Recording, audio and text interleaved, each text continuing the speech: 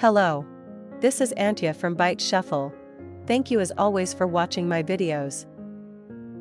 This time, I've put together a breakdown of how to approach the Patchwork Stompy matchup when playing Doomsday, along with my thoughts on sideboarding strategies. There's also a link to the pile breakdown video in the description, so feel free to check it out. Here is the deck list we will be using this time. I think it's a bit weak, but I have a draw spell, lands, and some interaction, so I'm going to keep this hand. I don't want to waste the mana, so I'm casting Brainstorm. I put back Doomsday first, then Thoughtseize. I'll counter it with Daze.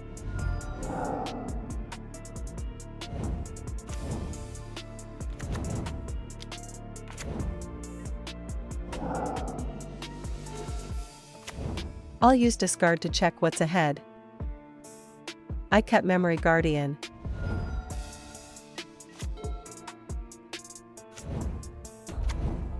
I only have 2 turns left.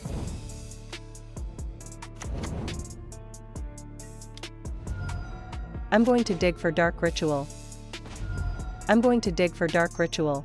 Surveil's effect sends it to the graveyard.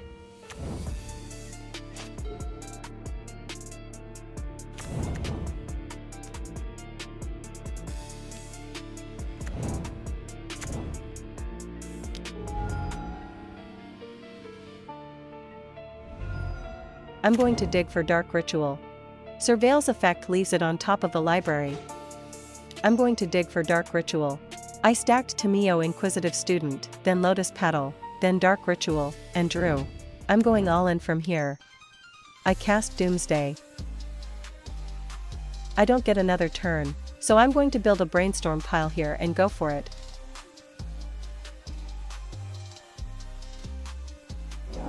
I built the pile in this order: Thassa's Oracle, Edge of Autumn, Street Wraith, Consider, and Lion's Eye Diamond. Using the pile opener to start drawing through the pile, I put back Island first, then Consider. I activate Lion's Eye Diamond on the pile opener stack. Surveil's effect sends it to the graveyard. I win with Thassa's Oracle. Before sideboarding, I'd like to review the list we used. First, the conclusion. I will explain it step by step. These are the cards in Patchwork Stompy that have a significant impact on the Doomsday matchup. First, the counterspells, Force of Will, Sink into Stupor, Force of Negation, and Consign to Memory. To answer these, I'm bringing in Duress. In exchange, I'm cutting Daze. That's because Daze loses value quickly against cards like Ancient Tomb and Mox Opal. Next, Urza's Saga. The construct tokens create a very fast clock, and if we can't deal with them, we're going to take a devastating hit in about 3 turns. In the Patchwork Stompy matchup, the key thing to understand is that their clock is extremely fast. Since Doomsday uses life as a resource, my impression is that it's better to go all in at some point and aim for a faster game, rather than carefully trying to play around every hate piece and strip them away one by one. I got a bit sidetracked, so let's get back to Urza's Saga. When Chapter 3 of Urza's Saga triggers, they can search for and put cards like Lavaspur Boots or Pithing Needle onto the battlefield, depending on the situation. Among these, Pithing Needle often doesn't affect us much, but depending on how the game plays out, it can name things like our fetch lands, Edge of Autumn, or Street Wraith, which can throw off our calculations, so we need to be careful. Next, Chalice of the Void and Disruptor Flute. To answer these, I'm bringing in Force of Negation, Consign to Memory, and Hide on the Ceiling. In exchange, I'm cutting Orcish Bowmasters. That's because they're not running draw spells like Thought Monitor or Thoughtcast. I'm also cutting Murktide Regent.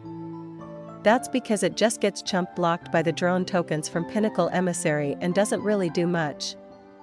And I'm trimming Tamio Inquisitive Student.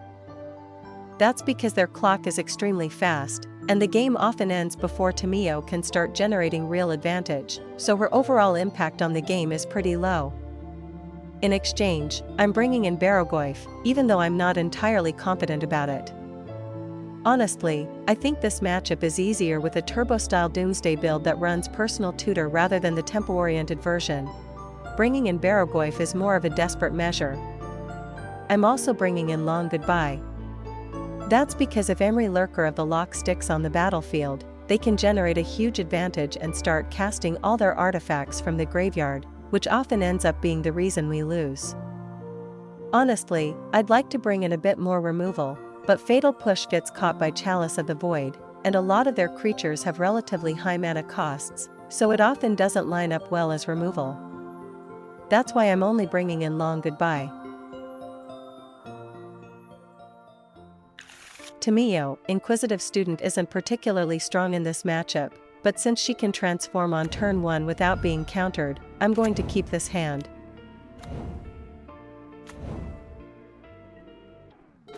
I'm going all in from here. I'm going to dig for Force of Will. I'll increase the mana needed for the combo. I cast Doomsday. I cast Tamiyo, Inquisitive Student.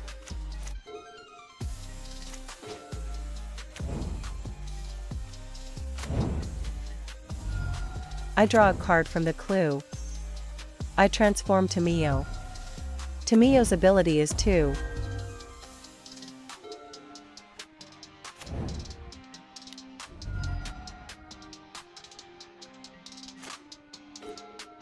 Tamiyo's ability is 2.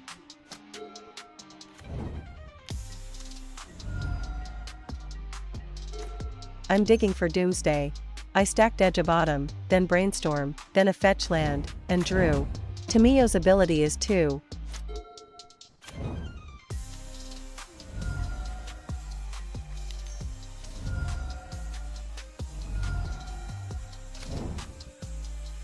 At this point, I was planning to look at the card with Surveil and then respond with Force of Will, but I misclicked and accidentally passed priority.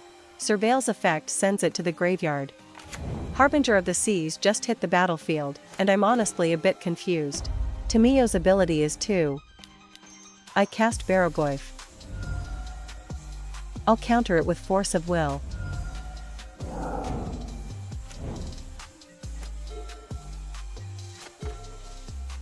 Tamiyo's ability is 2. I'm going to dig for Barrowgoyf. I'm putting both on the bottom.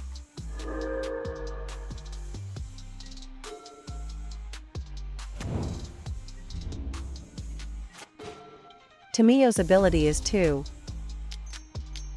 I cast Barrowgoyf.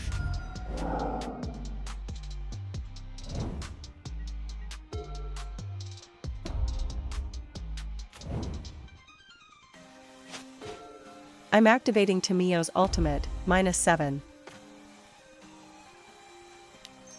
I'll increase the mana needed for the combo. I'll use discard to check what's ahead.